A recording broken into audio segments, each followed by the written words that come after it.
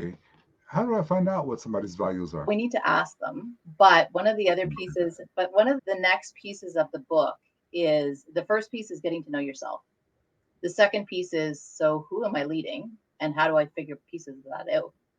But the third part is the tough part. And it's often the part that we're missing as leaders. We've been handed books, we've been sending on courses, and then we try to put it into practice and it doesn't work because we don't know how to practice it. So when you ask, I asked the question, like I asked them, what are your values? And nobody answered me. I sent out a survey and nobody answered me.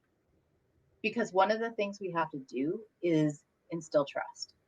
We have to build Oh, communication, right? I'm not going to just automatically tell you. You're going to get more from me by you sharing with me who you are. If you make a mistake, admitting to it and telling me what you're trying to learn, even trying things in the book and then telling me as an employee, you know what, I tried to change how we did that meeting because I know people are getting frustrated. Can you give me some feedback? Was it any better that I gave you an agenda or do you need something else? And being open to it. All of a sudden, you're interested in what I have to say. Oh, you want my feedback? That's nice. You're opening up to me as a human and telling me some of the struggles of leadership. Interesting.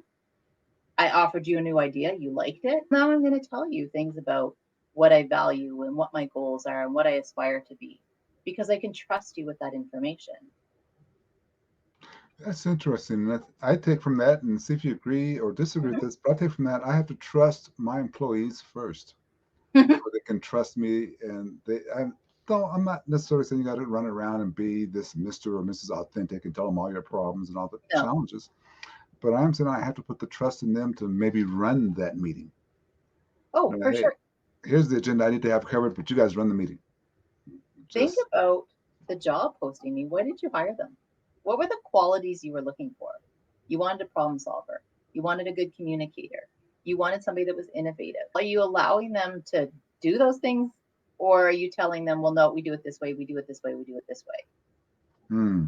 As you were saying that, though, I started thinking one of the things that I really would like to have on my team, for example, is someone who puts their head down and get to work. They Mm-hmm. just want to work, and that would be powerful. Except for they're not going to just work if we don't know what they value most of. Why are they coming to work and putting their head down and working for 8 hours? So maybe because they could travel and go on vacation or whatever that's going to be. Okay, and I like that idea of ask them what their values are. But that is tough. That is tough. I think it's more tough because you have to give away the trust. That's a really good point. Real quick, tell us about the book. You labeled out